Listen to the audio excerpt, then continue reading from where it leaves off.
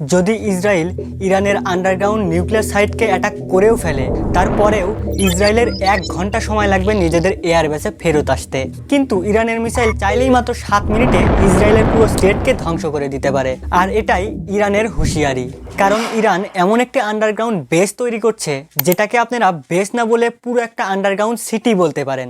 সাল November 2021 Israel আর American intelligence ইরানের capital থেকে 300 কিলোমিটার দূরে নাতানের রেগিস্তানে অর্থাৎ মরু এলাকায় কিছু সন্দেহজনক অ্যাক্টিভিটিস লক্ষ্য করে, যেখানকার স্যাটেলাইট ফটোতেও কিছু ওয়াটার টাওয়ার, ট্যাঙ্ক, মেশিন নজরে আসে, যা আমেরিকাকে বেশ ভাবিয়ে তোলে। কারণ এটা সেই জায়গা যেখানে ইরান নভেম্বর 2021 সালে নিউক্লিয়ার বম বানাতে গিয়ে ধরা পড়ে, যে কারণে ইউএস ইরানের উপর স্যাংশনও লাগিয়েছিল। ইউএসএ স্বাভাবিকভাবেই বুঝে যায় ইরান কিছু তো একটা করছে। এইটা দেখে আপনাদের কি মনে হয়?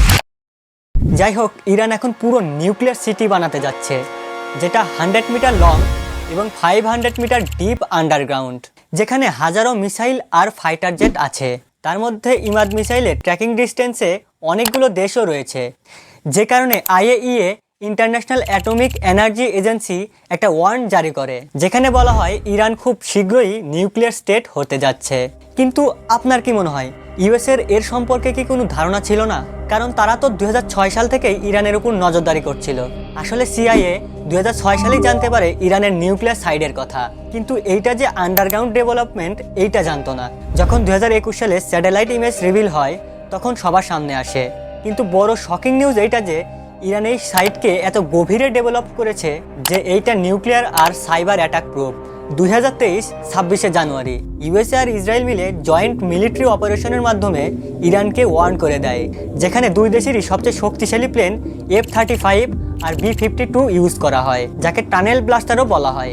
কিন্তু জবাবে ইরানের chief of arm forces major general Mohammad বাঘেরি একটি ভিডিও রিলিজ করে, যেখানে তিনি ইগল 44 নামে আন্ডারগ্রাউন্ড মিলিটারি বেসকেই রিভিল করে দেয়। এটা ছিল ইরানের নিজেদের শক্তি সম্পর্কে দুনিয়ার কাছে একটি ক্লিয়ার মেসেজ, স্পেশালি তাদের মিসাইল ইমাদ আর সিমর্গ। ইমাদের স্পেশালিটি এটা লঞ্চ করার পরেও একে কন্ট্রোল করা যায়, যে বিষয়গুলো মিডল ইস্টের দেশগুলোকে চিন্তায় ফেলে, কারণ এই দেশগুলো নিজেদের দেশে ইউএসএ মিলিটারির 18টি বেসের জায়গা দিয়েছে, যে কারণে ইরান যে কোনো সময় হামলা করতে পারে। এখন ভাবার বিষয় হলো, যে মিসাইল 500 কিলো পেলোড ক্যাপাসিটি বহন করতে পারে তাকে নিউক্লিয়ার ক্যাপাবল মিসাইল হিসেবে কনসিডার করা হয়, যেখানে ইমাদ মিসাইল 750 কিলো পেলোড নিয়ে 17 কিলোমিটার দূরের টার্গেটকে অনায়াসে অ্যাটাক করতে পারে। কিন্তু সবচেয়ে ভয়ের কারণ সিমর্গ মিসাইল। এটা ইরানের ইন্টারকন্টিনেন্টাল ব্যালিস্টিক মিসাইল, যার রেঞ্জ 4 থেকে 6000 কিলোমিটার পর্যন্ত।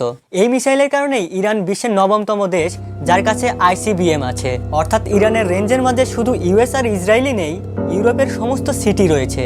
যদি ইরানের কাছে আইসিবিএম মিসাইল থাকে, তাহলে সেটা অবশ্যই নিউক্লিয়ার ক্যাপাবল হবে। যখন থেকে ইরানে ইসলামিক রেভলিউশন শুরু হয়, তখন থেকে ইসরায়েলের সাথে সম্পর্ক আরও খারাপ হতে থাকে।